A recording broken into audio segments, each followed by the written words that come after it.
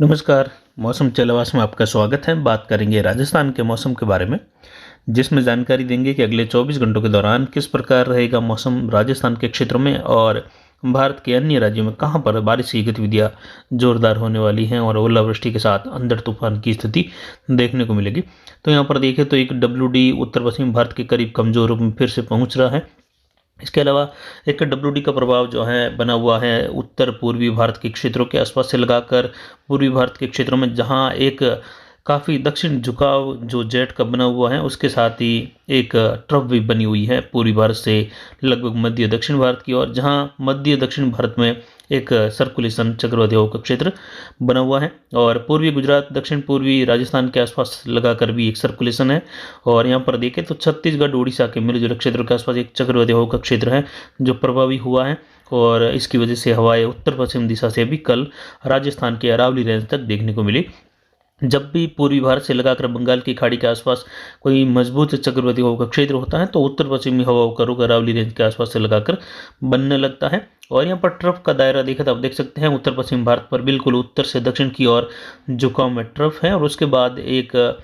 गहरे दबाव वाली स्थिति बनी हुई है यहाँ पर पूर्वी भारत के आसपास से लगाकर। गहरा दबाव यानी निचले स्तर तक जेट का झुकाव बना हुआ है और एक अच्छा खासा पैटर्न बना हुआ है बारिश को लेकर,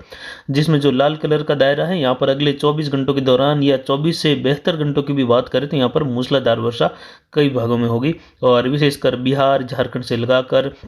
उड़ीसा, पश्चिम बंगाल, छत्तीसगढ़ और कुछ पूर्वी मध्य प्रदेश के क्षेत्र हैं, उत्तर पूर्वी आंध्र प्रदेश के क्षेत्र हैं जहाँ पर जोरदार मूसलाधार खंड वर्षा, कहीं कहीं भारी से बहुत भारी वर्षा भी देखने को मिलने की संभावना है, जिसमें बिहार के इलाके हैं, पश्चिम बंगाल, उड़ीसा, झारखंड, इन इलाकों में कई जगहों पर जो है भारी वर्षा की गतिविधियां दर्ज होने की संभावना है और ओलावृष्टि जैसी संभावनाएं भी यहाँ पर बनी हुई है। आंधड़ तूफान की स्थिति के साथ मेघ गर्जन, बिजली गिरना, इसके अलावा पूर्वोत्तर राज्यों में भी बारिश की गतिविधियों में तेजी रहेगी। वहीं दक्षिण भारत में केरल के तटीय किनारों से लगाकर देखें अरब सागर से सटे तो वहां पर भी खंड वर्षा की संभावना हल्की मध्यम कहीं कहीं तेज रहेगी। तो कुछ इलाकों में मौसम शुष्क भी बने रहने की संभावना है। आने वाले दिनों में देखें तो दक्षिण भारत में वर्षा की गतिविधियों में बढ़ोतरी होने की संभावनाएं बन रही है।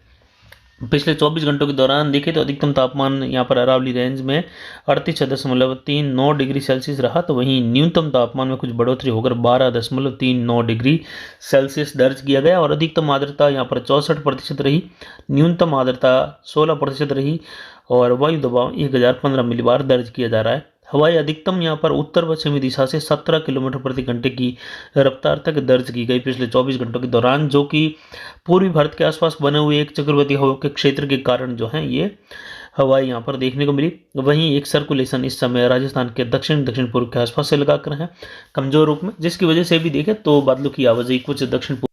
राजस्थान से लगाकर मध्य राजस्थान के इलाकों में नए बादलों के निर्माण की स्थितियां देखने को मिल सकती हैं, जैसा कि पिछले 24 घंटों के दौरान देखने को मिली। और पिछले 24 घंटों के दौरान काफ़ी किसान चिंतित हुए अरावली रेंज के क्षेत्रों से लगाकर, जिसमें जो है काफ़ी किसानों ने ये बात जाननी चाहिए कि क्या बारिश होने वाली है, क्योंकि काफ़ी घने बादल भी कहीं कहीं बने थे अलग अलग टुकड़ों में, लेकिन वर्षा की संभावनाएं नहीं थी, न ही जो है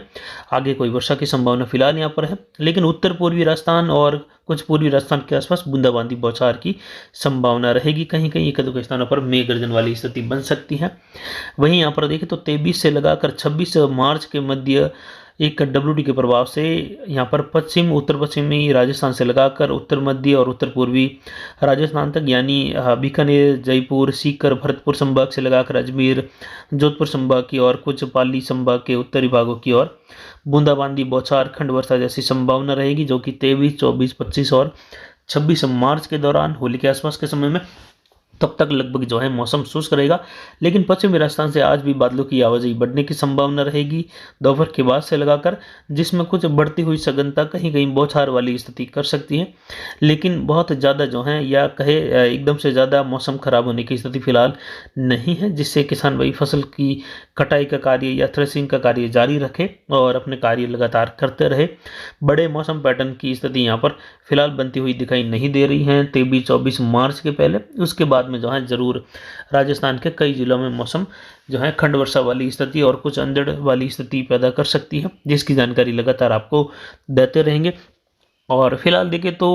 भारत में विशेषकर स्थितियाँ बनी हुई हैं पूर्वोत्तर राज्यों में, पूर्वी भारत के क्षेत्रों में, जहाँ पर कई जगहों पर मूसलाधार वर्षा होने की संभावना, ओलावृष्टि की संभावना है। तो कई इलाकों में यहाँ पर जो है इन राज्यों में भारी वर्षा की भी संभावना है, जिसमें बिहार, झारखंड से लगाकर पश्चिम बंगाल, उड़ीसा, इन क्षेत्रों में जो है छत्तीसगढ़ के आसपास से लगाकर, इसके अलावा यहाँ पर असम, मेघालय, त्रिपुरा, नागालैंड, मणिपुर, सिक्किम, मिजोरम, इन सभी क्षेत्रों में जो है वर्षा की गतिविधियाँ मध्यम से तेज होने की संभावना है। कहीं कहीं मूसलाधार वर्षा भी होने की संभावना है, और ये भी एक पश्चिमी विक्षोभ के असर के साथ स्थानीय प्रणालियों का मिला जुला असर यहाँ पर देखने को मिल रहा है, जो कि आने वाले दिनों में भी इस प्रकार की स्थितियाँ बनती रहती हैं। और ये आने वाले दिनों में जो है स्थितियाँ यहाँ पर कुछ प्रभावी होने लगती हैं, जो कि पिछले वीडियो में भी बताएं कि जिसको काल वैसाखी के रूप में यहाँ के लोग जानते हैं।